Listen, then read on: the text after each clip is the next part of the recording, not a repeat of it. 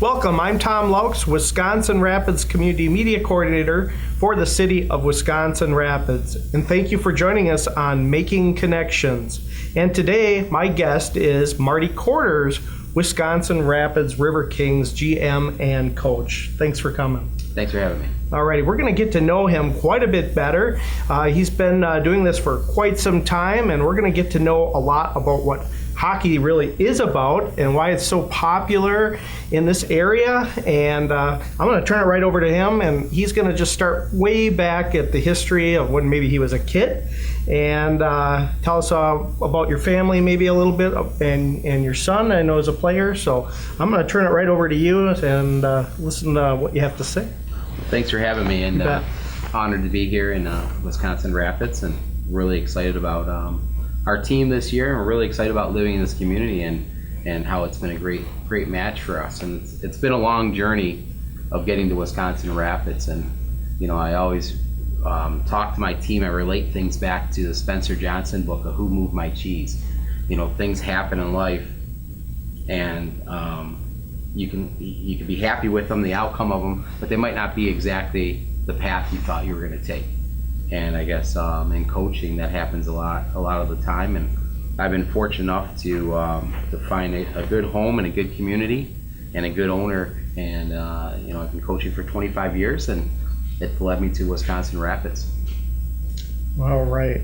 Well, you've been doing hockey. Let's step back. When you're young, 5, 6, 7, 8 years old, watched on TV?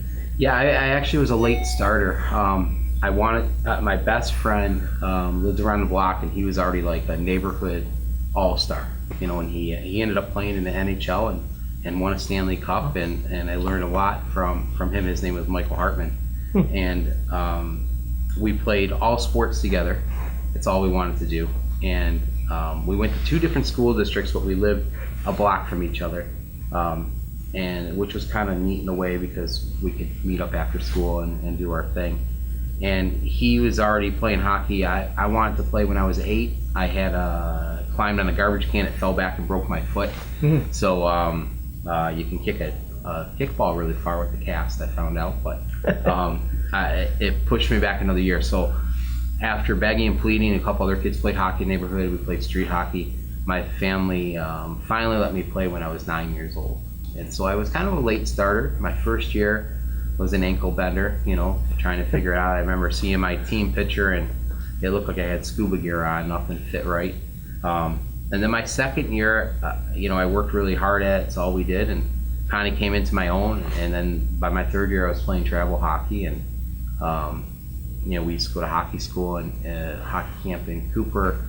It was called Cooper Hockey School in Oakville, Ontario. So it was, this is how long ago it was. We used to take the train from Windsor, Ontario up to Toronto and go to hockey school, myself and Mike Hartman, his little brother, and a couple other friends of ours in the neighborhood, without our parents. So if you can imagine sending an 11-year-old kid on a train to Toronto by themselves nowadays, I don't think that's really going to happen. Yeah. So that was kind of that's what really, I just really loved hockey. I loved everything about it. I loved the equipment. I loved the smell of the rink. I loved being around the guys in the locker room before and afterward.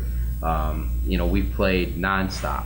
We got into the hockey bug, and me and my friends, it's like if we found a little patch of ice in the wintertime, we threw our skates on and we stick handled. And my buddy's dad ended up putting a rink next to their house, so we that's all we did. We used to go to the hockey shop in the summertime just to look at the new equipment that was coming in and drive the people crazy there, and they would give us their old catalog books, and we thought it was the greatest thing ever. Our walls were covered with hockey, so we were all in. We loved it. It's all we wanted to do.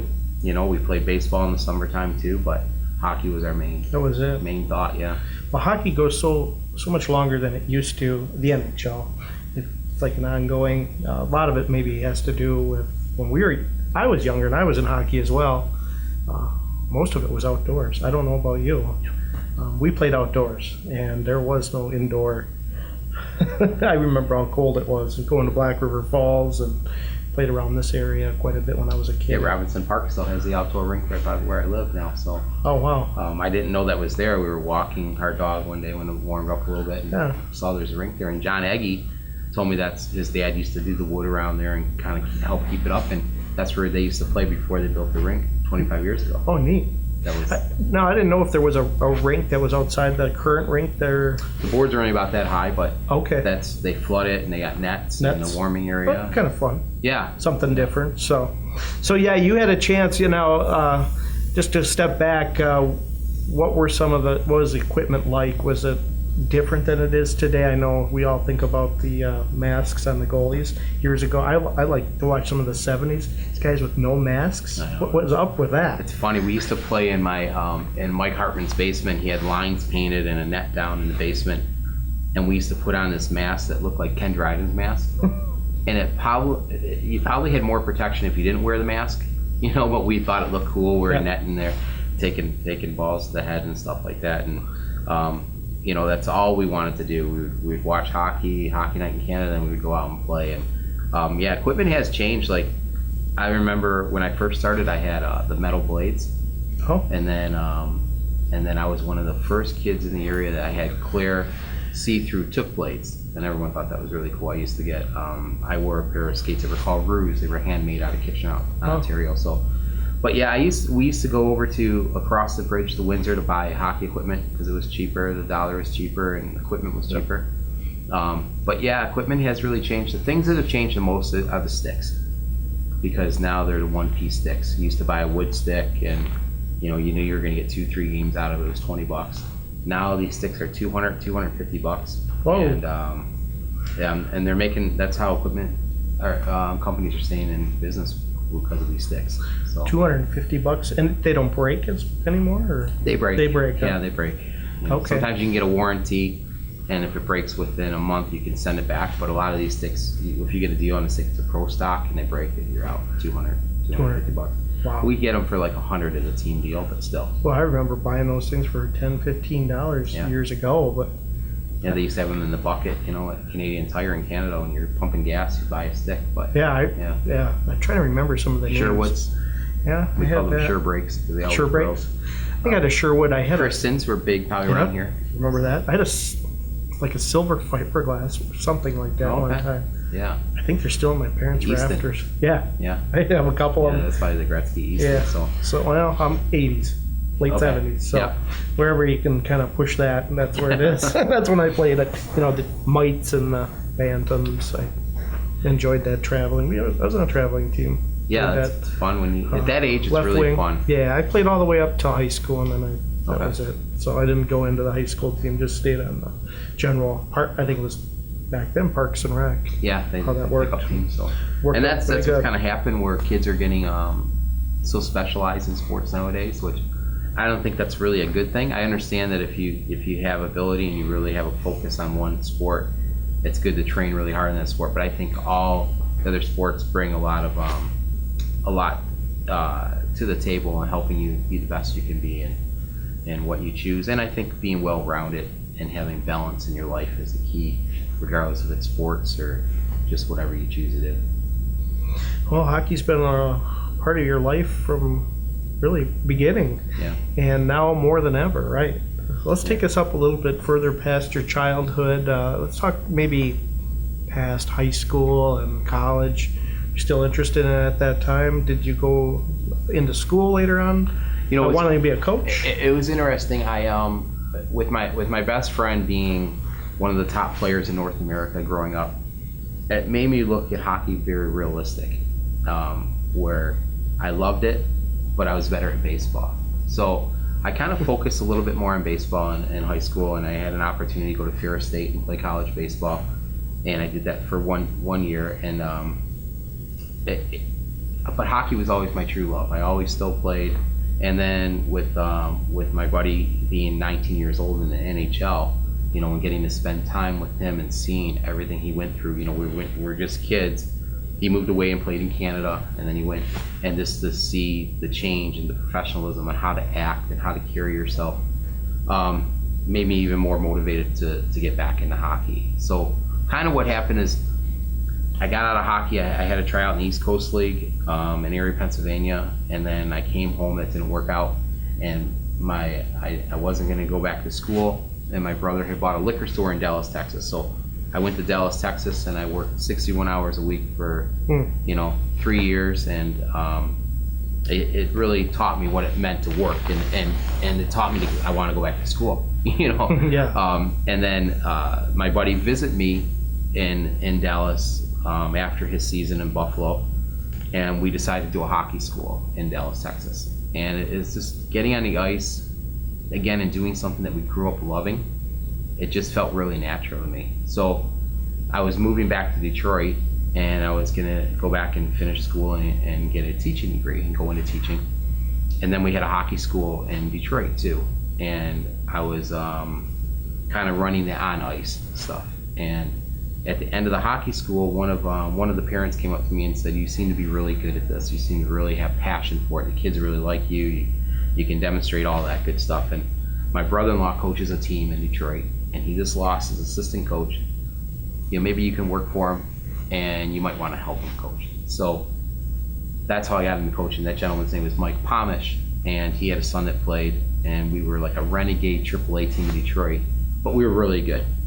And we ended up beating a lot of the teams that were ahead of us, so we became Little Caesars. And that's when I started coaching. And then it just got into it, and I had that team for 4 years. I started off as assistant, then I became a co-coach, and I became the head coach. And I was 24, 25. And that team we had for 4 years, we ended up having 7 NHL draft picks. We had kids that were captains of Michigan State, Michigan, Notre Dame, Lake Superior State. I mean, we really stressed skill development and work ethic and competing. And we passed by all these teams that were ahead of us, and our players, we were fortunate enough, we pushed them really hard. We got more ice, we went to more tournaments, and we had a lot of success. And that gave me kind of a gauge of a 5-year plan. If I can't do this after 5 years, and it could be my main source of income, then I'm gonna knock out school and get my teaching degree and teach. And the start of my 5th year, I went over to Honeybake as a coach, and there was a team in Cleveland that we played, and we were like 7-0 against them, but they were a really good team. We were just the best team in North America. And that year, our record was 67-3. We had a couple guys who played in the NHL and played college and stuff like that. And I got hired by the Cleveland Barons in the middle of the year to do all the recruiting for their junior team. And then as soon as our season ended in Detroit, I was moving to Cleveland, and I became their hockey director of their AAA program, and became a full-time job. And then I coached the midgets, and that was it fell into my plan because I was back now working at a heating and cooling school. I was taking some classes, and with Cleveland opening up, I said, okay, this is something I can do now full-time. They gave me a place to live, they gave me a car and a salary, and kind of went from there. Wow, great. Well, it looks like it worked out really good for you. So far, you have ups and downs along the way. Oh yeah, in any job. Well, if you're just joining us here on Making Connections, I'm Tom Loucks, and I'm interviewing Marty Quarters, Wisconsin Rapids RiverKings coach and GM, and we're getting to know him quite a bit better. We just got done talking to him about when he going to school and going to some other teams out east, and now we're gonna kind of transition a little bit more where we are today, I think. And unless there's some other areas in there that I may have missed, you can fill in. You've been here as a RiverKings GM coach since what year? We're going into our 4th season, and it's our 5th season in Central Wisconsin because I started with a team in Stevens Point. That's right. So now it wasn't the RiverKings in Point, right? No. Okay. So you moved over here, and we're starting our fifth season. Yeah, 4th season here. 4th season here. Yeah. Okay. So let's just step back a little bit. I think maybe we went pretty quick in there. Where were you before then Stevens Point? So it's a half-hour show. Yeah. So I went from Sioux City. I went from Cleveland, and then I wanted to be a head coach now as a junior team, and I tried to coach a team out in New York. Wasn't very happy. I had an opportunity to move on in the middle of the season. It was a long year, so I ended up back in Detroit and coaching a junior B team, and then I started doing scouting for Sioux City in the USHL. And then the following season that opened up and I was hired as their assistant coach, recruiting coordinator. And I went there for 3 years and we had a lot of success. Probably the 3 most enjoyable years I've had in hockey. I got to learn under a legendary coach, Dave Siciliano. And he gave me kind of the same thing they did in Cleveland, kind of a blind eye. I can go recruit. They just turn me loose to build a team and do the camps, and it's something that I enjoy doing. And we lost in Game 5 in the best of 5 in the finals that year for the championship. And then the next year, I was all excited to come back, and we recruited a really good team. We had some high NHL draft picks coming in. And then I got a call in the summer from Merrimack College, and they said, the new coach there said, hey, are you interested in coming out here and working in college hockey? It wasn't something I was really thinking about, but it seemed to be the next step. And I went out to Merrimack College and coached there for 2 years. I was recruiting coordinator and their top assistant, but I wasn't in love with the college game. And I was used to junior hockey. We play more games and you have a longer season and things like that. And I was by myself at the time. If I had a family like I do now, Yeah, I was just going to ask. it would have been the perfect life, because now your season is shorter. You have more time with your family. Your pay is better. You're on the right path. Usually those guys get those jobs through there forever. For me, I wasn't the smartest guy, and I said this isn't what I really enjoy. And I left, and I wasn't sure what I wanted to do. And I went to Bozeman, Montana, strictly because I wanted to live there more than I wanted to coach there, because the level wasn't super high level. But it was the best move I ever made, because I met my wife, and then I did a year there as assistant coach, and then like a hockey director, and then I got hired in Cody, Wyoming, and we took over a team that had only won 5 games the year before. We won the league, moved a bunch of kids in, and it opened a door, and I got an opportunity to move up to a higher level in Kenai, Alaska, and that was a short stay there, and started off really slow, and then I came back, and then I got back in the USHL, and then I got married, and then we ended up here in Wisconsin, because I thought it was the best place for us to be together as a family, and also give my son an opportunity to play. And so his first 2 years, he was probably too young to be on the team, but he's worked really hard, and now he's going into his 5th year of playing junior hockey for me. We both survived somehow. I don't know how my wife survived, but it's turned out to be really good. It's been a really good move here, and we have a really good owner. We have more teams than just our team, and the community's been great, and we've been really happy with the success we've had here so far. Great. I think a lot of people don't know maybe the RiverKings are owned by not yourself. Yeah. And I didn't know. So it's a local owner, or no? He's out of Chicago, and actually I'm involved with the ownership group now with the RiverKings. Okay. And he's also John Schwartz. He owns the Dells Ducks. Okay. And what happened was Stevens Point, their owner, had passed away. Oh. He was an insurance guy. He fell off a roof and broke his neck, and then he passed away. And then they ran the team.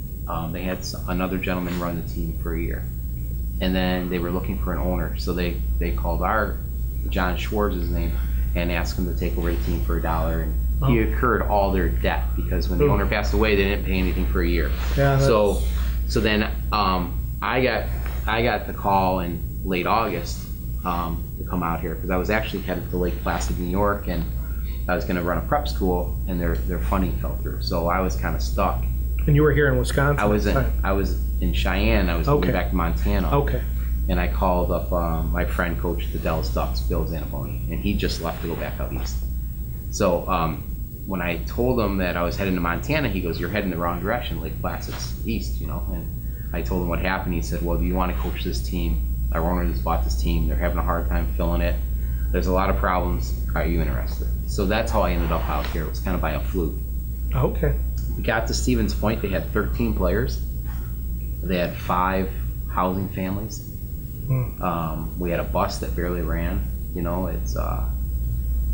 were, and the season was starting. So somehow we got enough players, and I brought in some of my former players, and one kid in particular, Dominic Monacchio, He was the biggest, toughest kid in the league. And he played for me in Cheyenne. He tried to play in Canada, 20-year-old, so he came here. And he kind of controlled our locker room. And guys are ready to leave. And when you have a team like that, that's that fractured, we start at 1-7. And we had lost the game. Like we were shut out in Fort Wayne. I remember sitting in the locker room, and for 2 hours just talking. Like, what are we doing? What are we trying to accomplish? Like, what are our goals? Because this isn't anything I'm used to, and it's not the direction we want to go. And where do we go from here? So Dominic really kept that team together for me, because one kid would have left, they all would have left. But he's like, don't worry, this team will get better. So the next day, we had to play that same team again, and we're beating them all game. We're playing great. And it comes down to the end of the game, they score 2 goals in the last 10 seconds to tie the game. So I'm like, okay, this is the worst thing that can happen. Right. We go to overtime. Usually you lose, right? No goals. We go to a shootout. It's like 11 guys deep. It's one of those really long shootouts. Somehow we win.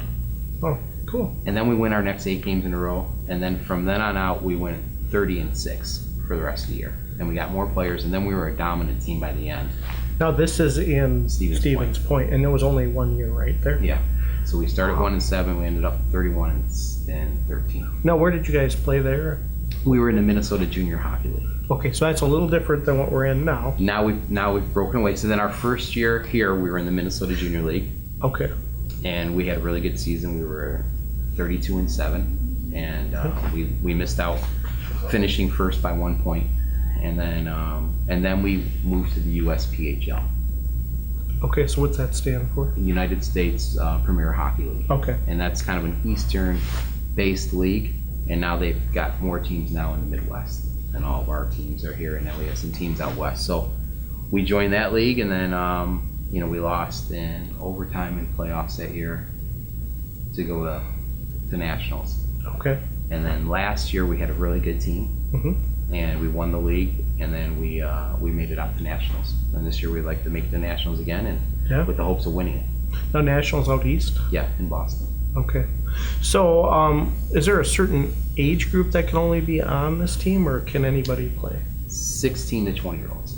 Oh, that's okay. So this year, my son's a 20-year-old. That's it. So he's at his last year. Ryan Mance, we have 5 20-year-olds on our team. Okay, so you can actually have some high school kids on your team. Yeah, we've had quite a few. We're only going to have 3, maybe 4 this year. Last year we had, I think, 5. The first year we had 8. Yeah. But that's really good for the school. Mm-hmm. It's good for us because Ann Felker and Ron, the principal, have done a great job for us. Ann in particular, it's been outstanding. And but also when we send a kid to the school, they get I think it's $11,000 from the state per student that comes in. Now there's costs involved in that, but it makes us feel good that we're helping, provide something, some added income to the school that wouldn't be there if it wasn't for the RiverKings. So that makes us proud, and we've had, my son's graduated from Lincoln. We've had quite a few kids graduate from Lincoln. Yeah. So now you're getting Finland coming over. Yeah. We have Russia this year, and Canada so far, but we might have a kid coming in from Sweden.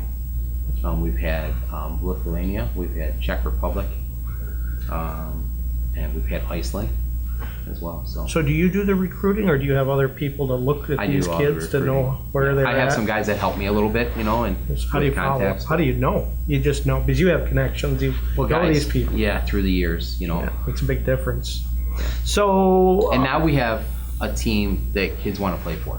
Great. Like the first year, I didn't really want to talk about the Saints because for whatever reason it just wasn't a selling point. But with this team here, the first year we just had to get a team together. Yep. Fortunately, we had a good team. We brought in good kids.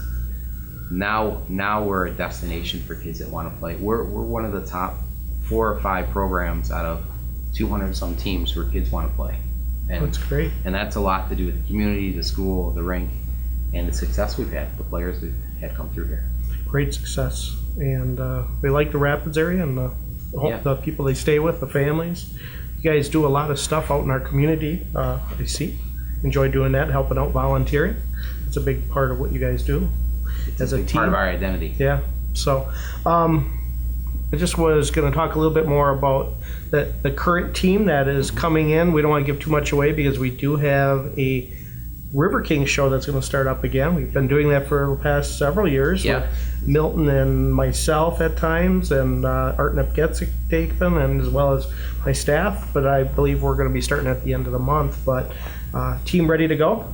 Yeah, at this time of year, you gain some, you lose some.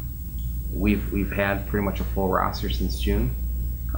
We just picked up 2 really nice players, a kid from Columbus, Ohio, big 6'4" defenseman that's going to be one of the better D in the league, and then another player from Kansas that's played 2 years out east at this level. So we're going to have our team's going to be a little bit different this year, where we're going to have 18 kids that have played junior hockey before, and that's a lot for this level. So that's great. So yeah. You have some experience Good and help. experience, yeah. Good experience. And we have really good character coming in. Great.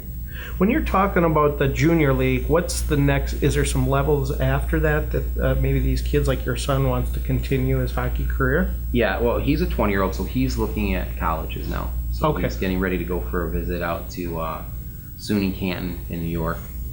He's visited Indiana Tech already. So he's not really looking to get to the Tier 2 level, which would be the North American League, or in Canada. And then we also have the NCDC, which is our league, where it's no pay. Okay, so these kids make no money. Yeah, but they don't have to pay. Oh, okay. And then the USHL is the highest league, and you get everything paid for. And all those kids are Division I players, pretty much. And that's where I Okay. coached in Sioux City All right. before. That's the okay. highest level. And then after that, it's Pro and Pro. college and pro. Yeah. and when you say pro, is it NHL or is there another team after that? I suppose Well, that- your goal is to make it to the NHL, but then there's different levels. Like in baseball, there's AAA, AA, and A ball. right, same idea. Yeah. Have you coached any kids that have gone to the top NHL yet? Yeah, I've been fortunate enough, coaching in the USHL and college hockey. I've had probably over 30 kids that have played in Oh, the wow. NHL, and I've had some kids that have won Stanley Cups. That's pretty cool. Yeah, that's really nice. And Yeah, you don't see that. no, A lot of people, I don't know if they know, we have a coach here that's coached 30 some kids, and they're not kids anymore. Some of them Yeah, probably there you go. retired too, right? Or Yeah. are done. I suppose you've met the student at Stevens Point. Who's he? What's his last name? Is it Joe Pavelski. Pavelski? Yeah, Is I he- coached he's- against him. Okay. When I was in the USHL, he was in Waterloo. I was in Sioux City. Okay. And then when I was at Merrimack, he was at Wisconsin. I suppose Very good player, very gentleman. he probably may have played here if it was back in that time. He was that? line mates with John Egge, who was Mr. Hockey, and when he played at Lincoln, and is our strength and conditioning coach and our trainer. And Okay. it's from here, and he was Mr. Hockey Wisconsin. But Joe was a year younger, but when they played on Team Wisconsin, they were line mates together. Neat. Well, it looks like you have a good team coming up and a lot of stuff planned. When's your first game planned? Our first game is going to be, we're going to do some exhibition games like the 8th and 9th. Oh, coming And- up yeah. next month? Yeah. Oh, wow. And then our first weekend is up in Spooner, Wisconsin against the Wisconsin Muskies, a new team. And that is going to be, I think, the 12th, 13th, something like that. I don't have the calendar in front of me.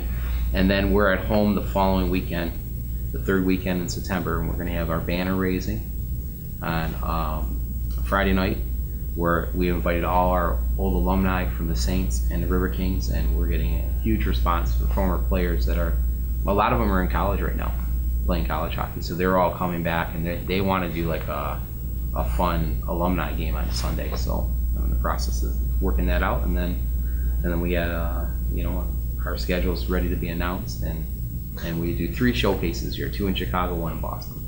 Well, this is a full-time job for you. Yes. It's you might have a little bit of time off after the season in there, but summer is not really always off, is it? You're recruiting. You work a little bit harder in the summer usually. Really? In the winter you're more structured Oh, because you have your daily routine and you go to the rink every day and you got practice in the weekends. In the summer you're doing more travel and your hours are a little bit different. I know. We just got back from Montana on a family trip, and one of the things my wife said, which is a good rule, is no texting when you're driving, which is right. a law. Yeah. But it's hard sometimes. It's hard. You're so I made it through the whole trip. I had to pull over on the way home and make a couple phone calls, but it's Yeah, usually it's 24/7. Really? Yeah, it's like owning your own business in a way as a coach, right? Yeah. It never stops. You might get a call, you never know, right? Yeah, I always say it's better than working any day in an office. It's yeah. it's like not having a real job. You're doing something you love. And my dad stressed that to me when I was younger. He said, find something you love to do, and it's like you never really worked a day in your life. You enjoy it. And being a hockey coach, yeah, it might be stressful. You got to deal with parents. You got to, you got to recruit. It's like being a car salesman. You got to, the next year you got to redo it again. But there's nothing else I'd rather do. And I know the times that when I wasn't coaching for a short amount of time, all I wanted to do was get back and coach. Yep. So, what's it like on game day? Are you nervous? Are you just used to it? I think that when you get too used to it and you don't get those butterflies in your stomach, it's time to do something else. It's that's why I love the playoffs, because when you're in the playoffs, you're nervous every day. It's a different mindset. Every shift is so important. So my favorite time to watch hockey is a Game 7 elimination game, because that's when you see it at its purest and most competitive level, and usually the highest level. So that's what we try to get our guys to really be focused on, being in the moment. And but as a coach, the difference when you get from being a player to coach is, as a player, you have to live in the moment, which is your next shift. That's all you think about. As a coach, you're thinking a couple steps ahead, what could happen, and a couple steps behind what just happened and how to correct it. So it's a little bit different mindset, but you try to get your players to really focus on task at hand. But as a coach, you kind of have to. Yeah, that's not easy. It's kind of being a boss, but a different level than a boss, and you have to have a good rapport, and they have to believe in you too, your players. I found that if your players know you truly want what's best for them, you can push them very hard. It's when they don't have 100% trust that you want what's best for them, where they're not gonna, and I get after them, and that's just my style. I've been very fortunate to have Wayne Brown with me since I've been here. Okay. And Wayne was a high-level boxing coach. His son played hockey, so he coached. And he's always very positive, and he's not a yes guy, which is good for me. And Wayne and I, we say things to each other before a game, especially intense games, like, let's think with our head and not our heart here, and stuff like that. And he's really good with the guys, and he's a really hard worker, and he's tough, and that's kind of our culture. So he's been. It's not just all me. It's been me and Wayne since we've been here. Wow. Well, it sounds like you have a lot of things going positive for you and the team, and I wish you guys the best of luck this year, and we'll be able to touch base with you out throughout the season, hopefully get you up during the games and talk maybe in between periods. I always think that's a neat area to see you guys do that. So. Now that takes patience there. That takes some It control. has to. I don't know why if you're going up there, you don't have time to talk to the team, so you don't. Well, we hit the team first, and usually, hopefully that's a good talk. But usually, how it kind of works is after a period, you go and you address your team.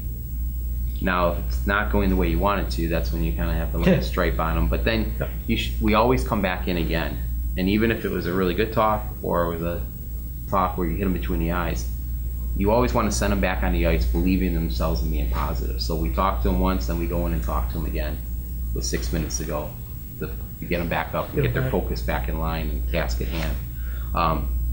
But it's fun. I mean, these are things that I fantasized about as a kid, building teams and doing things like that when I was playing street hockey and playing in my basement. And now I get to do it, and fortunately be able to make somewhat of a living at it and be able to, where my family's involved. And that part, I feel very blessed, and I feel lucky. We were sitting here, 4 years ago, and we had that same banner, and we were all, I think the table was set up here, and we had our, Luxford and some of our players here, and we were doing the talk, and that was our first year, and now here we are 4 years later, and we have a dominant program, we have good support in the community, and that's great. I'm glad it worked out for us. And a lot of it's thank you too. I mean, you guys have been supporters of us since day one. Yeah, we love it. Thank you. And I know our viewers love watching hockey. You can't get any better than sitting right in your living room too and watching it as well. And you guys can do it live at times as well. If people want to do that, I think They do that Yeah. on your program. I guess before we end, is it kind of a Miracle on Ice? I'm sure you've watched that movie. Yeah. Is that really real? The Miracle on Ice? Yeah. I mean, that was great. I remember when that happened. Yeah. So Okay. I will tell you this, that pretty much everything I have in life is from hockey. Most of my friends are from hockey. Yep. Everything, that I bought or met my wife, my son, it's been through hockey. So I've been fortunate to be able to do it, because I've been a lot of guys along the way that were very good coaches, but they didn't want to go through that grind, or they had different, they had small kids, so they had to leave and go into a different field. I've been fortunate to be able to do it, and I don't take it for granted, and it's something that I am excited to do every single day, and I hope that never changes. So I'm just glad that we found a good place to do it. And with hockey being such a big part of my life, when we came in here, we said we want to build hockey here. We heard Gus, who's in Encourage, Mancuso talking before we came to Rapids. Jim Arnold had us come in when the writer was here and needed a sports talk. He wrote all these books. Sure. And Gus was talking, and he talked about building up and down the river. And he was such a good, passionate talker. And when I walked out that day, I said, that's going to be our goal. We want to build hockey up and down the river. And I think it's something that we're doing a good job at. It's not where we want it to be, but we don't just want to come in here and get all the money we can, and get and have a big crowd. And I think we give a lot back, even with Southwood County, like the way we work with them and the way they work with us. It's not like we're just tenants there. We try to be really invested, and we believe in our goal, and we're proud of our goal that we're trying to build hockey up and down the river, and give Rapids something to be proud of. And we're trying to bring in the right kids to do that. Yeah, and it's fun in the winter to see something that indoors it's not cold in there. We got a great rink. Yeah, it's a beautiful rink. I mean, Jim does a great job there. Yeah, he keeps that two Zambonis, I think, now, right? Well, this is the one now. Oh, but now, yeah, okay. I mean, for one employee there, and he's got Jake there helping him too now. But it's our home. I mean, it's a big selling point when I go recruiting about the rink and how we're treated, and the extra ice we get, and just how it becomes your home. You're not just a paid tenant there. Yeah. So people can purchase food. Yeah. Bleachers we have a beer up there. garden now. Oh, you do? So Nice. just so people know, like the concessions goes all to youth hockey. We don't get any concessions. Okay. And we want it that way. Because if there's no youth hockey, we can't have a team here anyways, Right down the road, you don't have players either. Anywhere around you're supporting how it starts. And hopefully, eventually, some of these players will come up and play for us. That once they're done playing at Lincoln, if they're going to play junior hockey, and then we give part of our percentage of our gate to the arena, and we only get a part of the percentage from the beer garden. So we're taking, but we're also giving back a lot too, and that's kind of our culture, and it's something we believe in, and something that goes really well with Jim Suchuk and Gary Phillips and the rest of the Southwood County Rec Board and our owner John Schwartz. We've kind of all worked together, and it's been really good. Does John get up here to a game or two? It's interesting. His son's going to be on our team this year, and his son's a powerful player. He played for the Dells last year, so he's a huge addition. Okay. Corey Schwartz, he's a big, 6 foot, 210-pound kid, and Oh, wow. yeah, he can really shoot it. He looks, he's got a beard. He looks like a man. And he's a big addition to our team, and Yep. we've added some guys this year where I think we didn't just re-recruit, we reloaded, and I think we're ready to go. Wow, great. Well, we're about out of time, and again, I just want to thank you for coming by, and I'm hoping our viewers get to know you a bit more, and they come and maybe say hi, see you on the streets in Rapids or Stevens Point. We kind of broadcast everywhere, but we'll put this also, give it to you for your website if you guys want to put it on there, and I think it's a great opportunity to get to know a local coach that has really done a lot.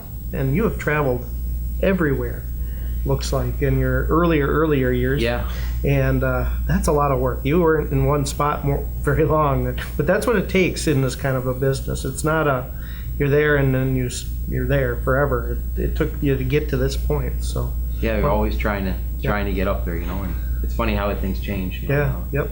Well, again, thanks for coming, and I want to thank you guys for watching us here on making connections, and for Marty Quarters, a coach for Wisconsin Rapids RiverKings. And we'll catch you next time on our show. Thanks.